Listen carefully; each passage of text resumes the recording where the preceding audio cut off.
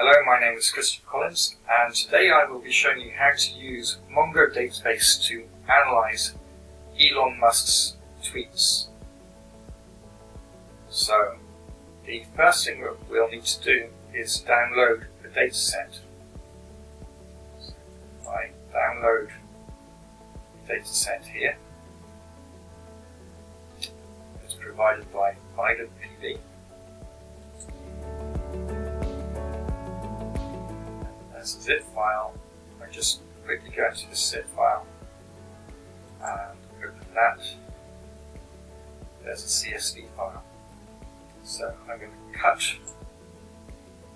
this CSV file and put it in my C directory in a folder called Data Files.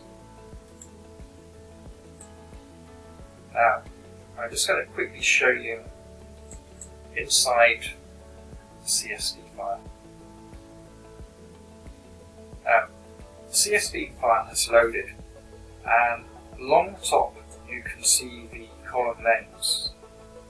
If you pay attention to these, some of these will look familiar when we look at them in MongoDB later. For example, this one, photos one, and then there are all sorts of other fields here. One where these names are mentioned. So I'll close that. To load the CSV in Mongo, we have to go into Windows prompt. So, what I need to do is command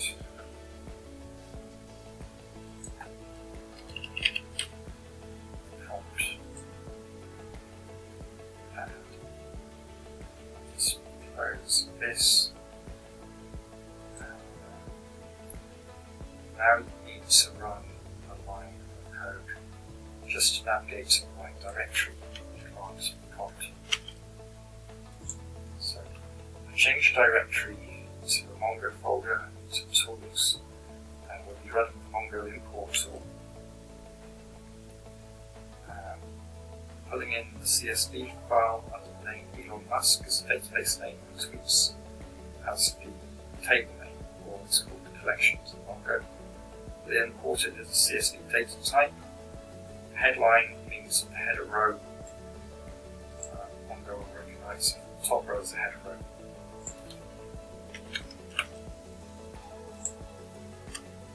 So, it's imported that successfully. 9,256 documents. I'll just close that.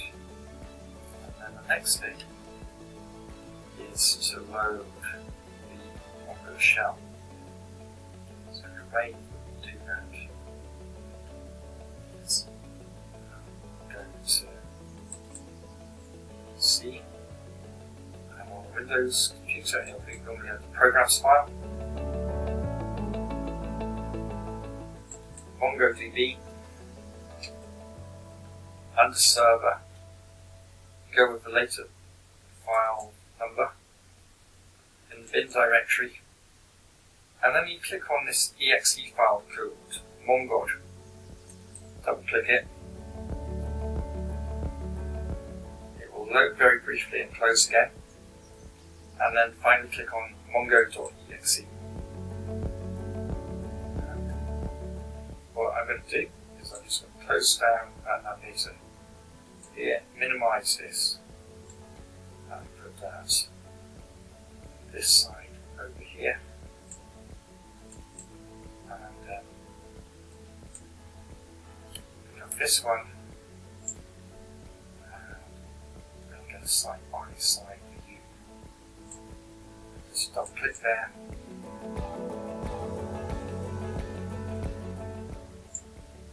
Clear the screen. I write show databases. You can now see that the Elon Musk database is imported. And I write show collections.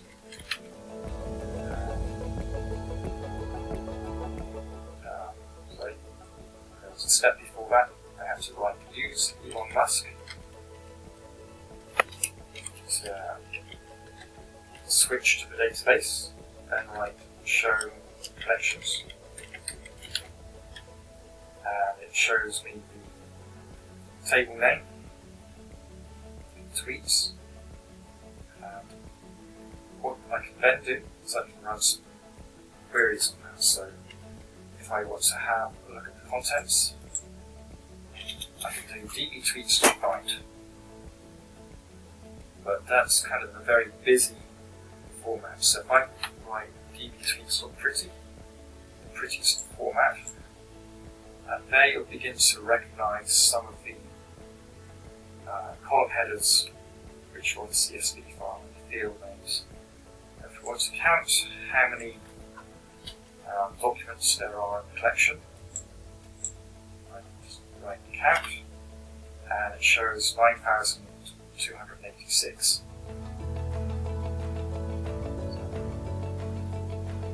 Moving on to some more queries. If you want to just display certain columns,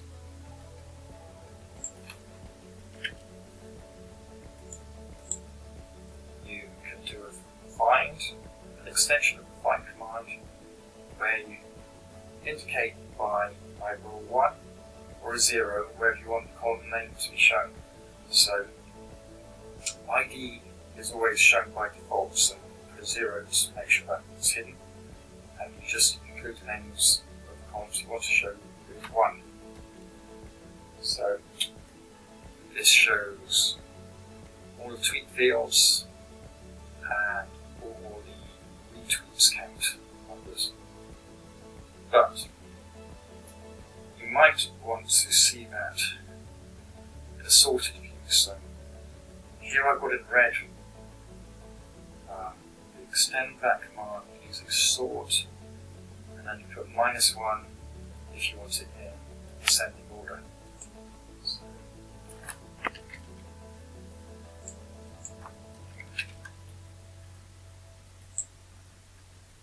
I run that. You see it's got the tweet field, and in ascending order it's got the largest one at the top with 384,289 retweets.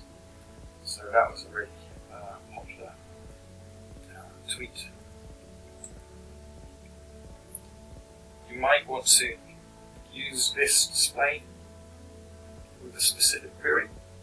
So here I've used a query to get only those records with 5,592 in the likes count.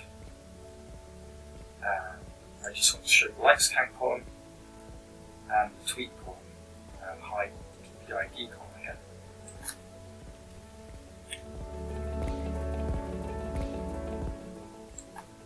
Make sure that you copy that in.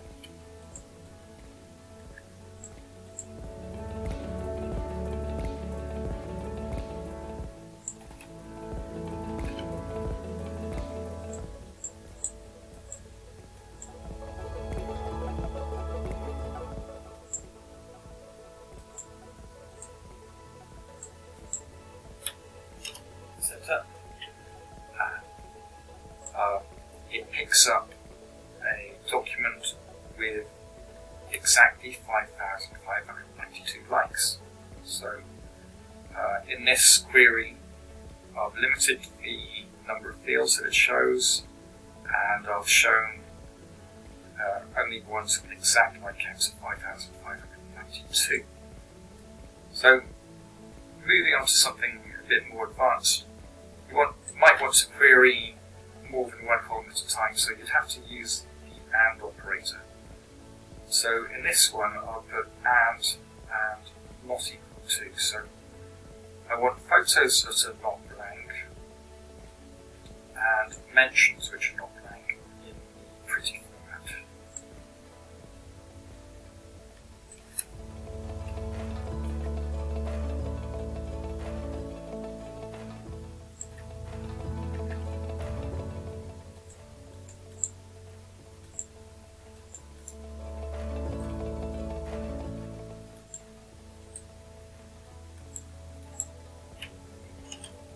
run that, and as we look down, it's got photos aren't blank.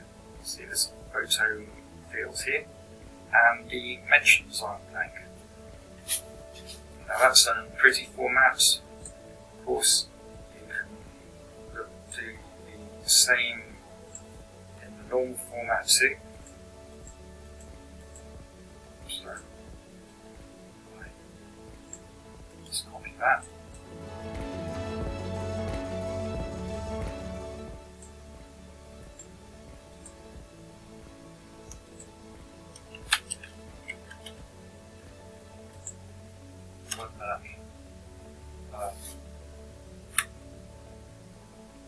So that's a count. So you can run it, same query, but as a count. So that shows 131 records have a photo and a mention. Say you want to find a particular word, like rocket. You can find all the documents that contain a tweet field with a particular word. When I run that, you see it's picked up rocket and rocket. So that's because I've used regex pattern. So anything that follows that pattern of words, it will pick up the tweet field. Another way to search by keyword is to create an index field.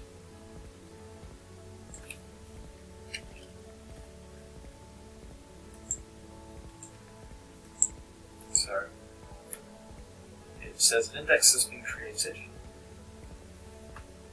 and then rather than searching the tweet field, we search text.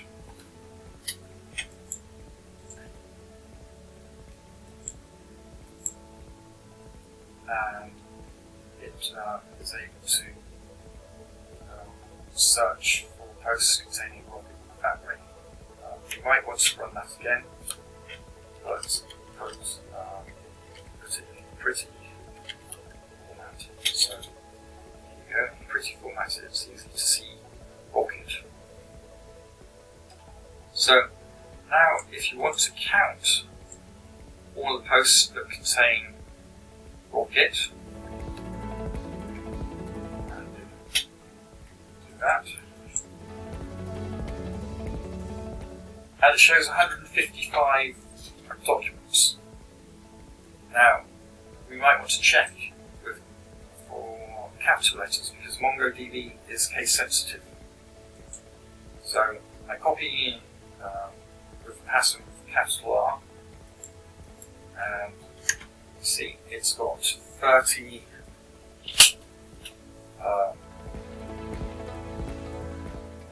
documents retained.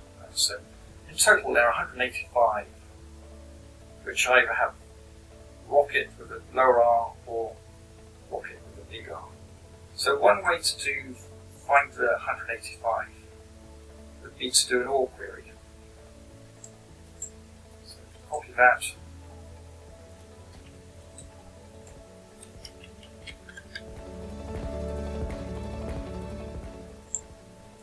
Now looking for small rocket or big rocket, 185. The other way is to do it as a regex query, and I means ignore the case. So when I do this, query, that also gets 185. But it's a bit lengthy to remember to write regex every time. You can just write tweet and slash rocket number backslash and the I. You don't have to put a regex. So if I do that, that also gets the count of 185 as well. Now, MongoDB has comparison operators, so you've got greater than or equal to, less than or less than equal to, or equal. So I'm just going to run through these very quickly just to show you that these highlighted ones work. So we're looking for tweet count that replies that's greater than 10,000.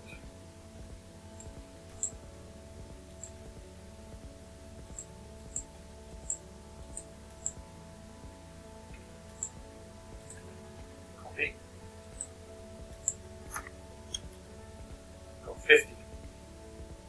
Do the count of number of tweets. I call them tweets, but correctly, because they're Mongo database records, I should be calling them documents, which have a retweets count greater than 0, so that's 1 and above, or less than 4.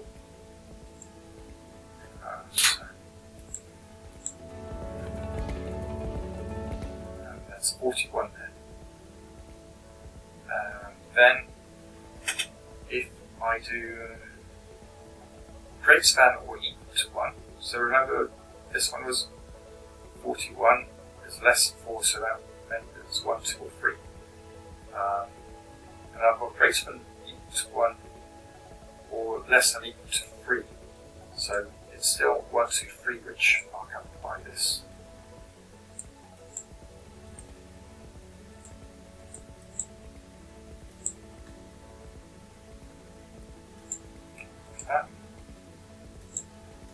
So I'll be expecting to see 41. So we'll try again. Number of tweets. Okay. The next one that we'll do, which is just really a point of interest to me, is Elon Musk is very popular on Twitter. Were there any of his tweets that were never retweeted? So have a look for count all retweets which were 0.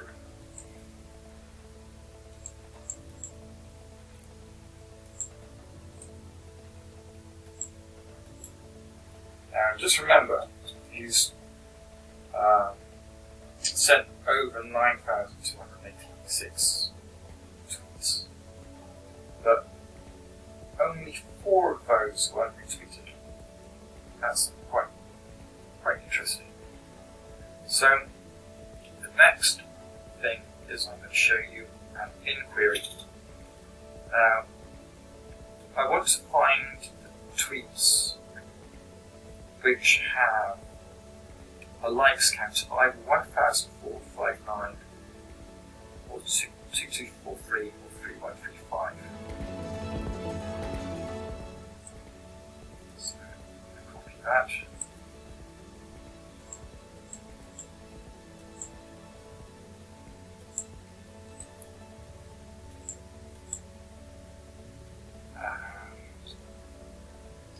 Again, it's quite hard to read in this format, so I'll just make that pretty.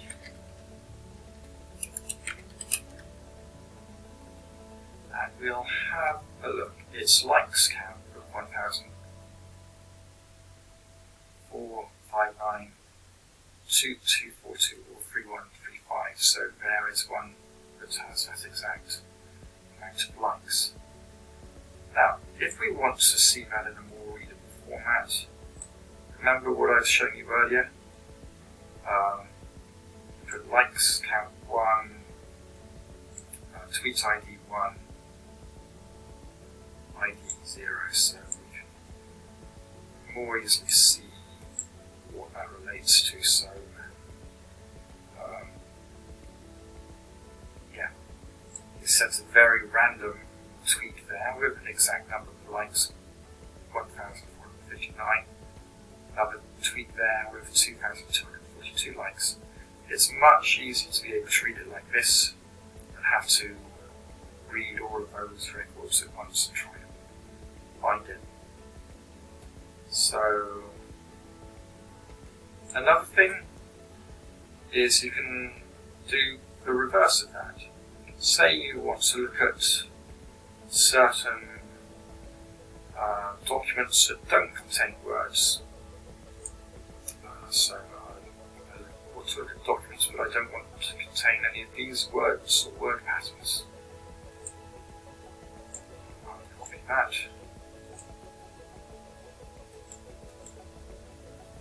Press enter.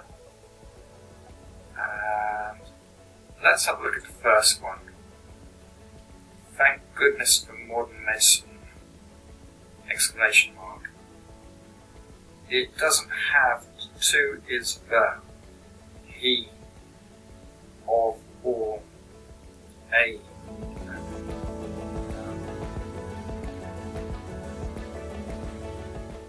So, the next thing that we'll have a look at is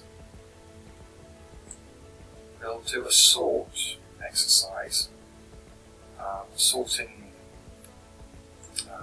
retweets count in ascending order.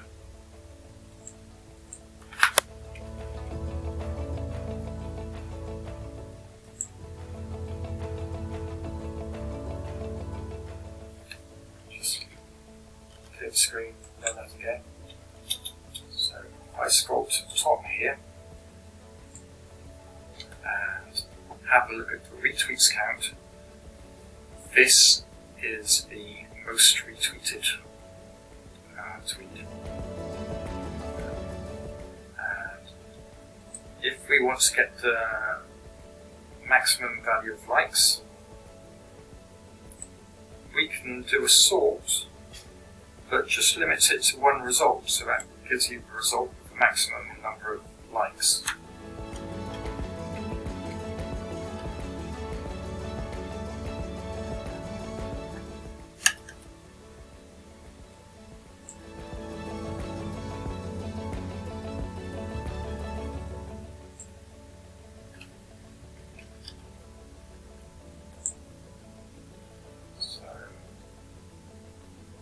Tweet which had maximum number of likes. Now we look at the likes count for this. It had 1,682,551 likes. That was when Elon Musk tweeted the coronavirus panic is done. That's before it became a big thing, so that was March 2020. That's the American date format. And if you want to do a sort with the other fields removed so that you're not having to look at all of that, you can, again, like I've shown you before, put likes count 1, tweet 1, just to show the tweets and the like fields. So that just shows those two relevant columns there. Now, this query here is really just to show you the potential of MongoDB. I had to get help creating this one, so kind of due credit to Stack Overflow. I was just interested in it for research, so this gets the top 100 words used by Elon Musk in his tweets. So I'll copy that.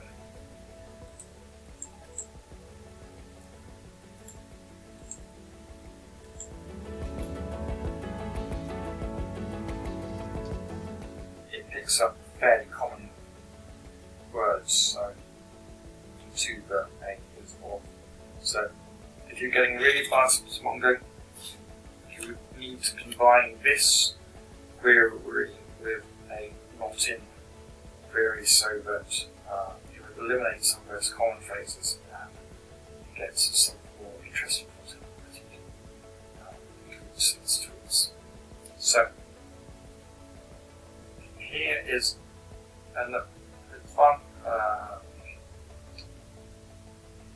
what we call an aggregate query that groups the hashtags. So first we'll just do a grouping. what that should do is bring up anything that's unique. So when I run that, it shows you the different kinds of hashtag results that you would find looking down the columns. What it doesn't tell you is how many times those combinations have been used. So what we do is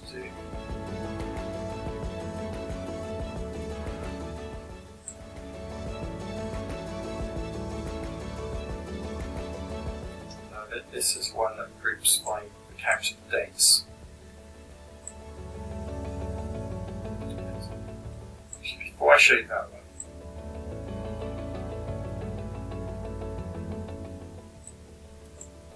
this is a group count of how the hashtags have been used. So this particular hashtag has been used once on again, but this one, Falcon Heavy, has been used 3 times.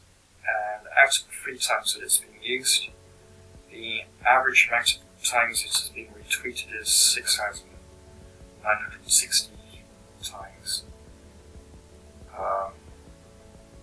And then you can do other analysis by date.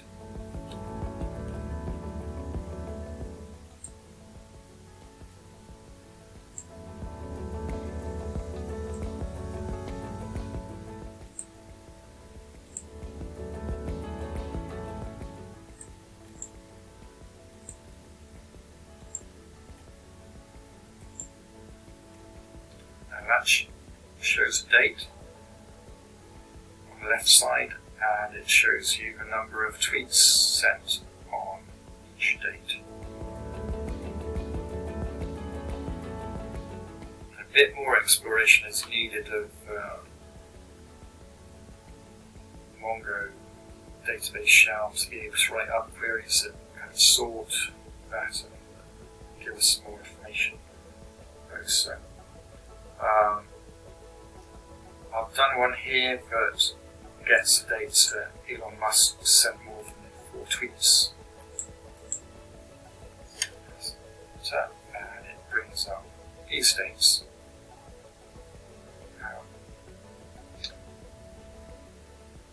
We can do some aggregates on tweets that contain certain words. So we've already done the create index before, and it matches the text. So it searches the text for the word Tesla and does the sum of the likes count. So I run that.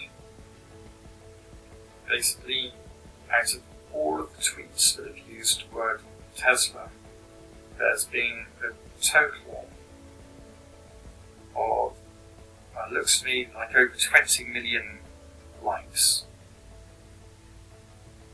And then there's another special aggregate which can bring up the most relevant Tesla tweets. MongoDB has its own scoring system, so if we want to look at really relevant tweet fields about Tesla, we run the scoring. So it considers this one as very relevant. New Tesla referral program, and then it's referring to Tesla's computers, Tesla bioweapons, Tesla solar city shares, so they're quite good. And then if you want to have a look at the less relevant ones,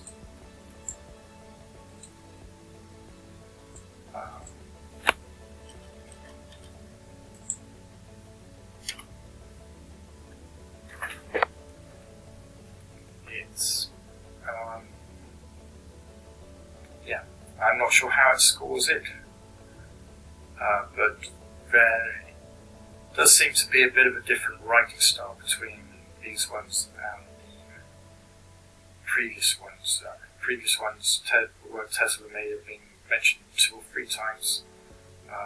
This one is kind of less prominent in the phrase, so that's why it's scored lower. Now, MongoDB, just like Access, has its substring and concatenation options. So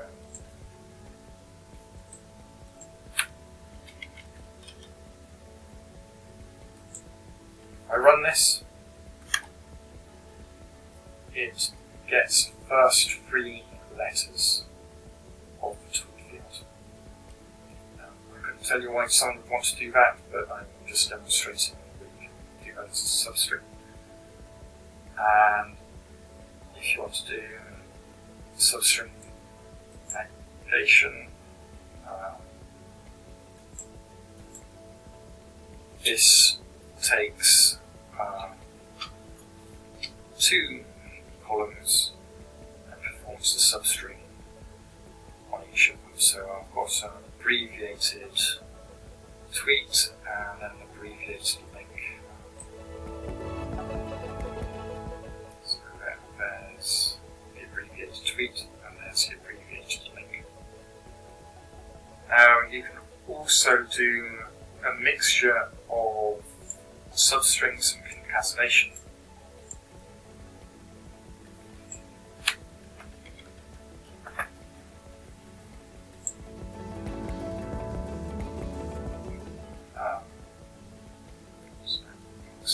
So it's used a substring of tweet and concatenated it onto a link.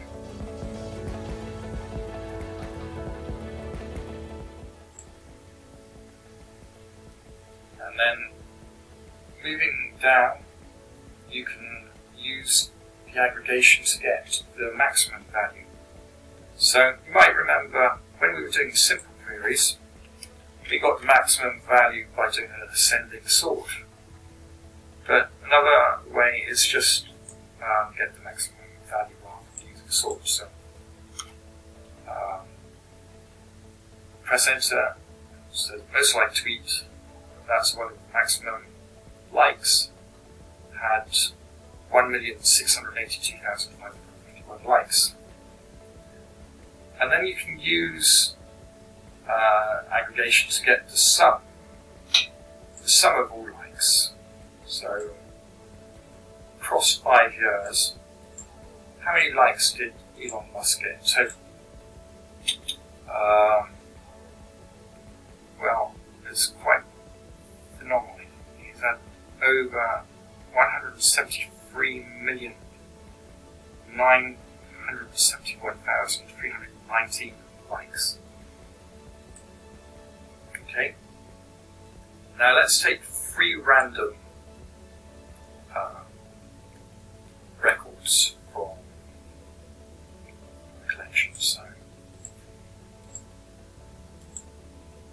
do that with the sample, and you can kind of see 1, 2, 3 there, and you can prettify them if you want to sort of look at more detail. So another thing which is useful in any query language is being able to do conditional statements. So if it satisfies one condition, you give one message. If it satisfies another condition or doesn't meet the first condition, you then give another message. So this one, I'm analysing the posts which have a likes count of greater than or equal to 1,000. So if it's not greater than or equal to 1,000 likes, then I send the message less than 1,000 likes. Otherwise I send a message 1,000 likes or more.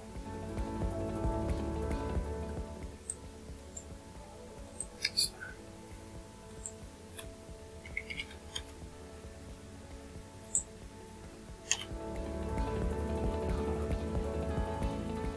this one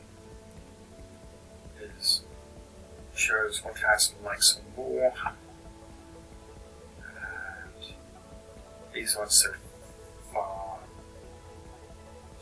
1,000 likes.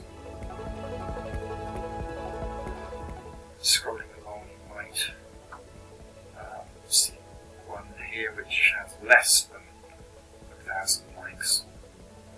Okay.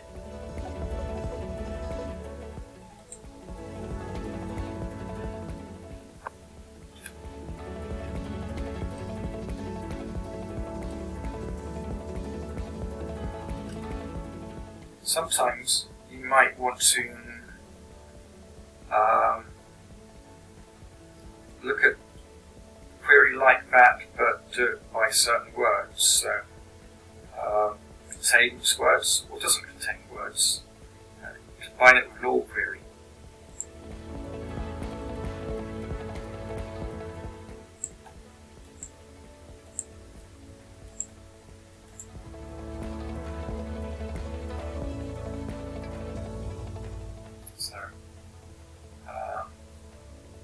This one contains words that I'm looking for, and this one here doesn't contain words. So,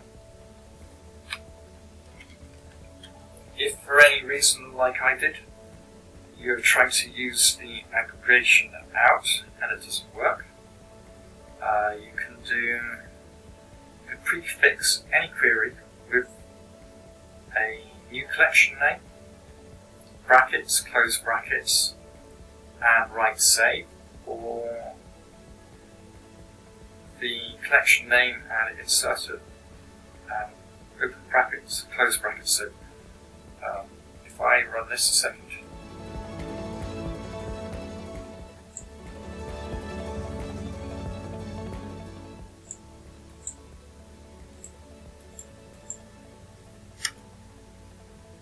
says a right result inserted 1. So that was under test.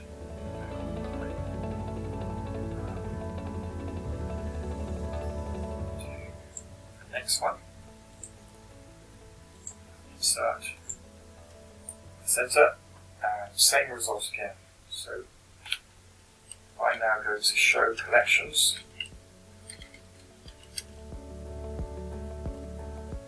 It shows the original tweets collection, and the test which was created by save, and test 2 which was created by insert. So I went db.test, find, it would show me the results of the query here. So next, we have some queries here on adding records. So, say I want to add one record to the database. Let's go copy and use insert one command. Now,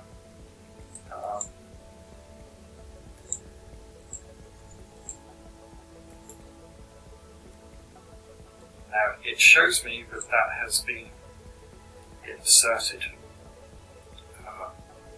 But the insert one command isn't just about adding one field to one document. You can insert many fields into one document. So if I just bring up my notepad.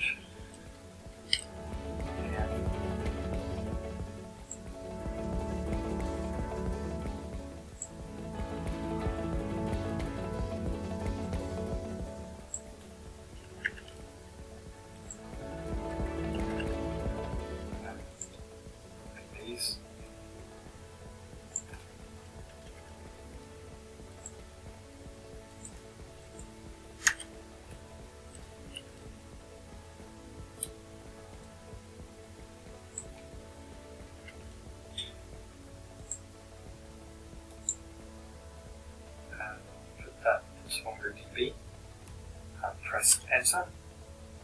It acknowledges that that's been inserted as well. So Another way to insert multiple records is insert many. So this is inserting many records, but with just a few fields. So, copy, press enter, and it's acknowledged that those IDs have gone in. And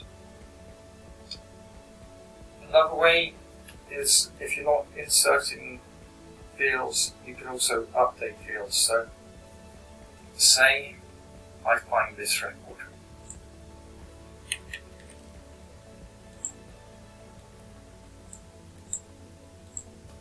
It has a likes count of exactly equal to 5,592. So maybe he should design the flag of Mars likes count 5,592. I can update that to say truly awesome tweet. So I go copy. It says it's modified 1. The next thing that I do is copy that, find that again. So instead of saying it back to flag on Mars, it's saying truly awesome tweet. Now, one thing is, if you want to update many of them, you can set a condition. So anything with likes count between greater than equal to 7,000 or less than equal to 8,000, I'll put in a new analysis field and call it fairly popular tweets. So that's not updating any existing field, it's creating a new field, new analysis field. So I'll run that. It said that there are 173 records, and if I want to check the result of that, I'll just copy that.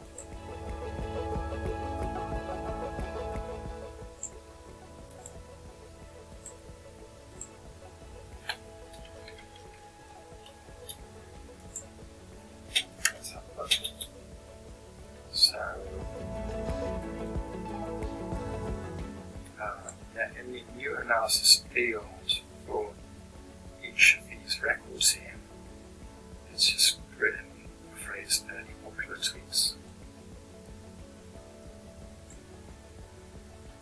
Now, MongoDB also has something called replace. So replace one if you only want to replace one record.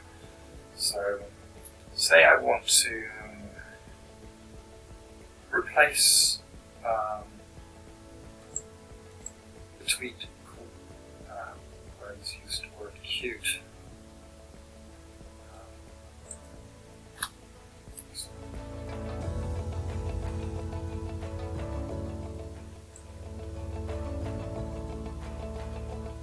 Just change the text to replacement tweet. The new table story tweets counts as 900.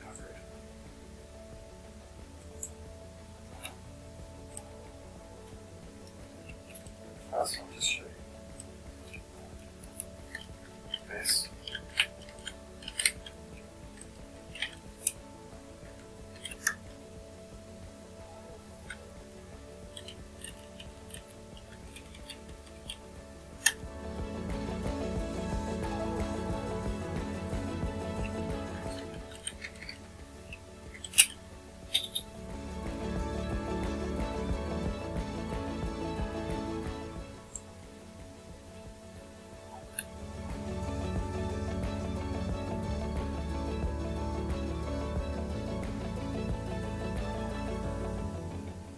Tweet there called cute, and that's the top one. So when I run this code,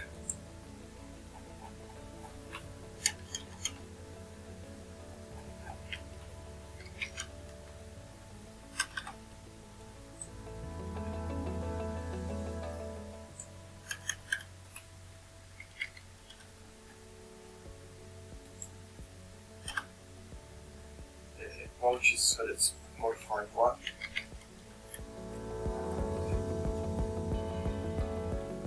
Scroll to the top,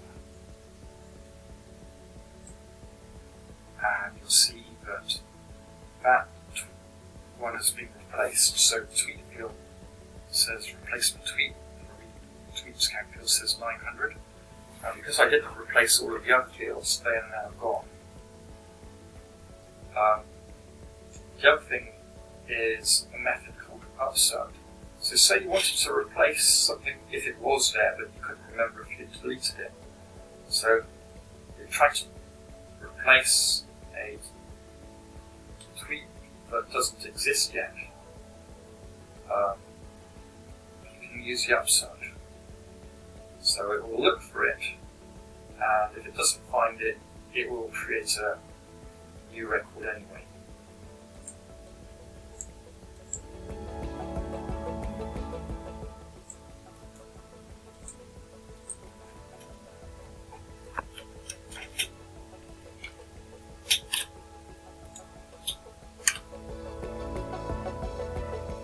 And that indicates that it's added record. And now, finally, we shall have a look at update many. So, any tweets which have a likes count less than 2 or equal to 100, I'm going to set the tweet field to say not at all interesting.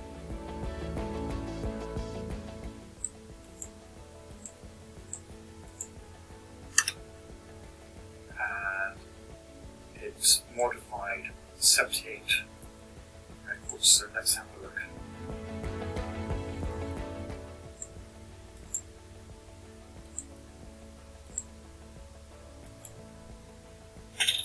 Okay. There it's picking up the likes count and the replacement tweet which are put there. Now, the next part is deleting them from Mongo. So we now, rather than updating them, we want to remove them completely. So anything with less than or equal to 100 likes, we're going to delete from the database. So, first one, I'll put true, that limits it to just 1. So it says removed 1. If I don't put true there, it will remove all of them. So,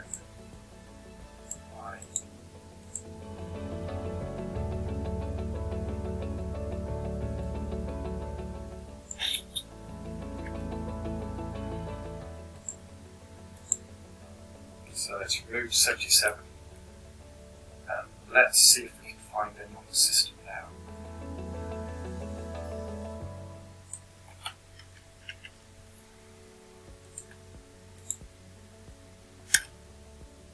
Press enter, nothing comes up. So the next part of the assignment is looking at MongoDBCompass. Hello, my name is Christopher Collins, and I will be showing you how to use MongoDBCompass to analyze Elon Musk Tweet set. So first, we have to find Compass by Windows.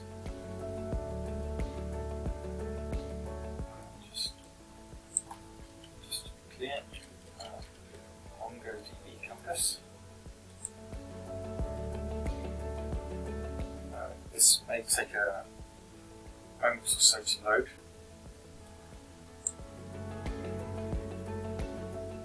So here is MongoDBCompass. It is loaded now. Now this is the first screen that you'll see. If you've used it before, you can go to a recent connection and double click. But I'll show you how to use it if you've never used it before. So you click on this tab, fill in connection fields visually.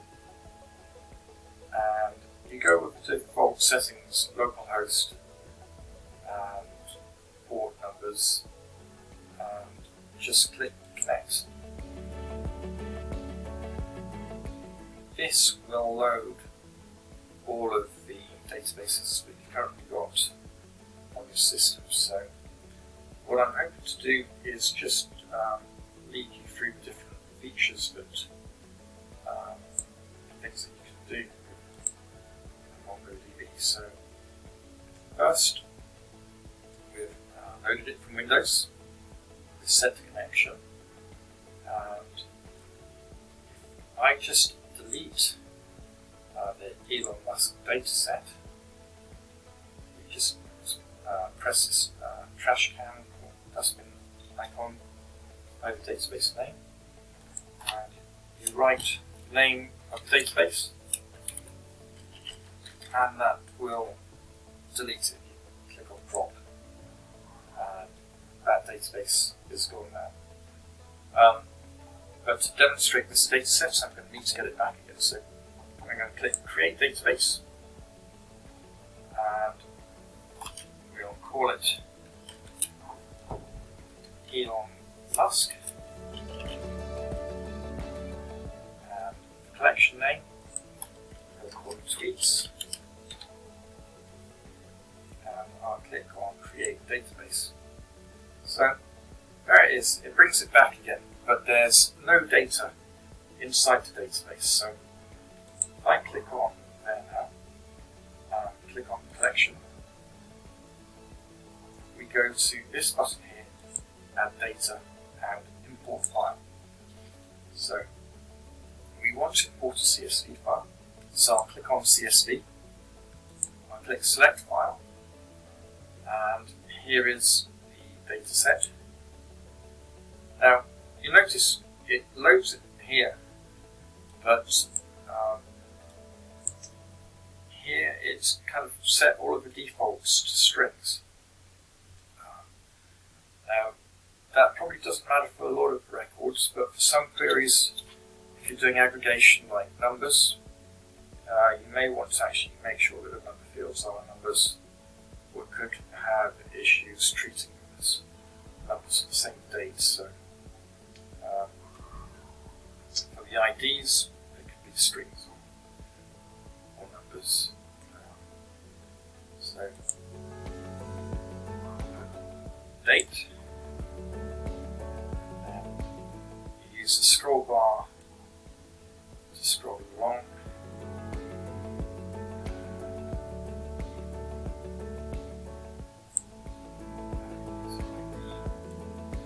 Won't be doing any aggregations on that one.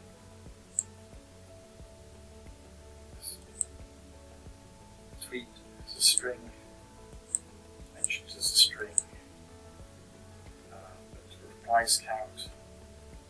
We'll make that a number, and retweets count number, likes count number, and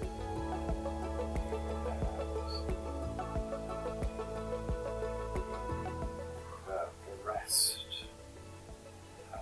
moment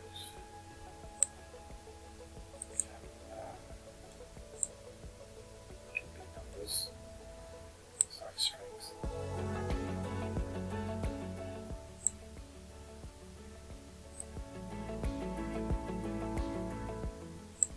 Once you're happy with all the settings, just click Import. And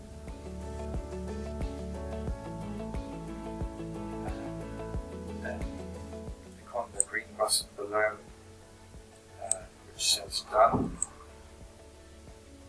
And here it shows the imported dataset. A bit like the shell. It's kind of in a pretty format. It's very easy to read. These would be the column heads of the CSV file. And I'm now going to show you what is quite a popular feature. It's called schema. And what this does, if you click on the screen button here, it analyzes the dataset. The only thing that I don't like about it is it only does it on a sample of 1,000 records. If you look up here, we've got over 9,300 records, documents, as you call them, but some interesting things that come up is, say here you've got the date. You hover over here, and that's about 1,000 samples. It shows that 50% of records or tweets were posted on a Sunday, and 12% on a Monday, and so on. So you can, that's kind of quite interesting. And then if you say have a look at something like the likes count, it shows you that what's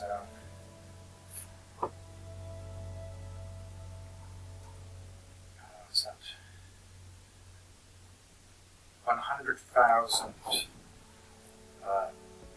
96% of tweets have less than 100,000 likes. And then this up here, if I can hover over that, would show you the other ones that do more likes. So 1% of tweets have a likes count between 100,000 and 150,000. So you see I've double clicked on that and that's gone orange. It's built a query here for me, so that's the like count greater or equal to 100,000 or less than 150,000. So I can press enter, and it's done the sample on the sample. So now there are 166 documents it's now analysing, and I can now see if it will build another query. So maybe we have ones with a like count and replies less than 2,000. So I highlight orange, and that adds on replies count there. So while I'm doing that, what this is doing is it's kind of creating an AND query. So if I now click Analyze, we're now down to 42 documents that meet that criteria. Keep going. So maybe we look at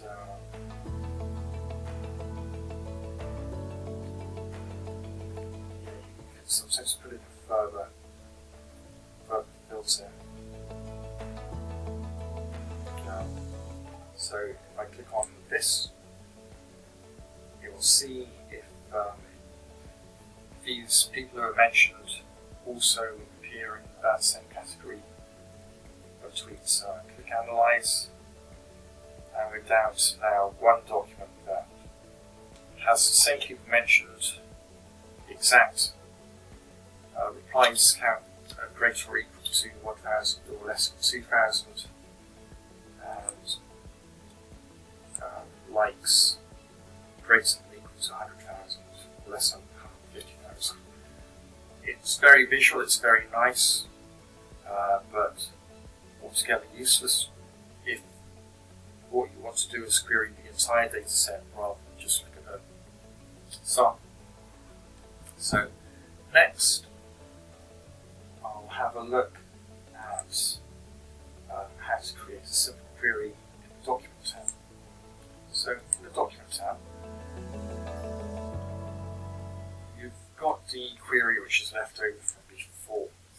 Now, here's one I made earlier. So when you are doing a query in Compass, you don't need any of these brackets. So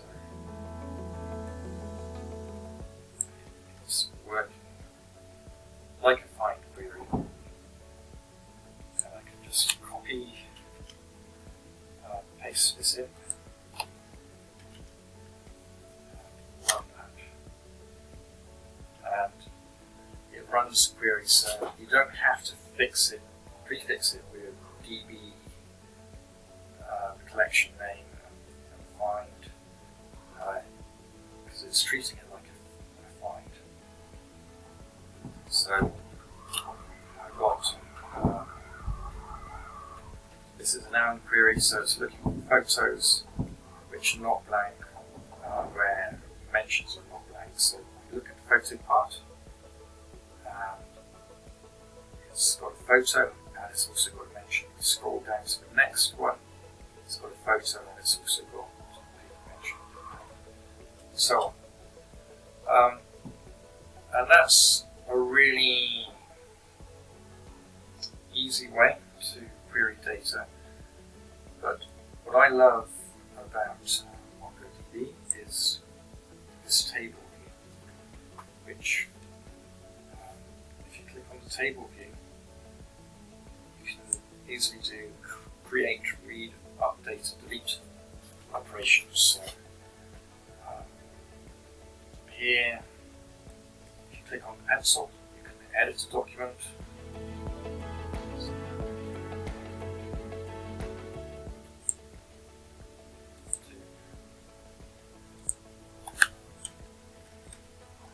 Make a quick edit and click update. And this would be a lot easier than typing set and unset, which you would have to do if you were doing edits in shell. The other nice thing is if you want to copy a document, click copy, and it puts it in your clipboard. Paste that. You can see it's copied all of the document, and you might say put that into a web page or another programming language. And then if you want to use this feature, it's called clone document. Really what that means is it will make a duplicate. So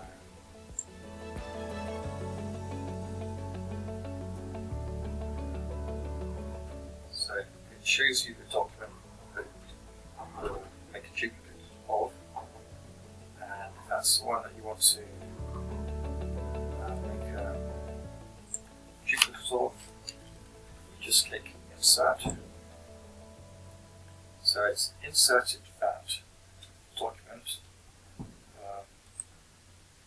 then you'll have a quick check for that.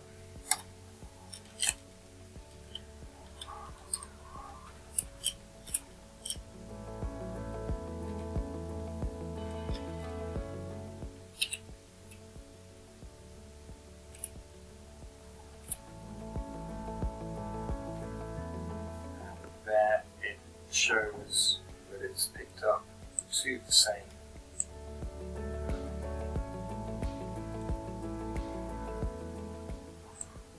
And what I'll do here is delete the second one. Now, one last thing to show is aggregation queries. I don't find this very user intuitive, but when you're looking to make an aggregation query using Compass, you use this drop down. One of the easier ones to do is match, and then type your query in. So here's one that I've done before. for, so we search the tweet field for tweets with the word coffee in the name. And what that does is it shows outputs after match. You can save that. So I'll put tweets containing coffee. Now it's saved there, but it's not clear to me how I would find it or activate it again.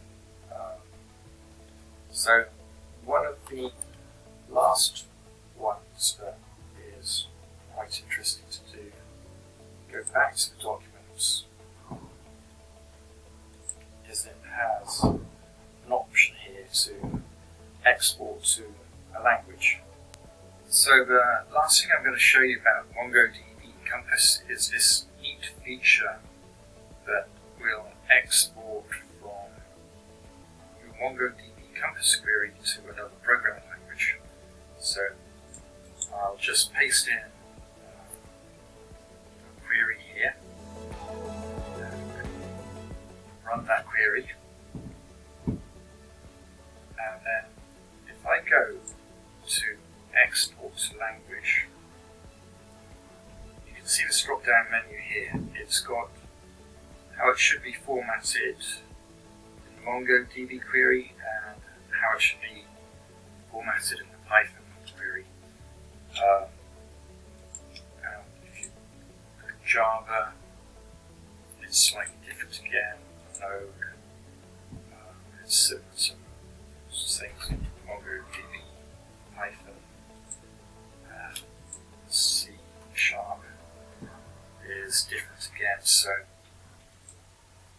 looking at Python 3, we can make a copy of that, and I've got a Python file open here. So if I paste query into there, I've set the database connection settings to be the same as MongoDBCompass, so it's got a local host here. Database name is Elon Musk, and the collection name is tweets, query, and then it runs a find on the query, and then it prints the results. So if I now run Python, that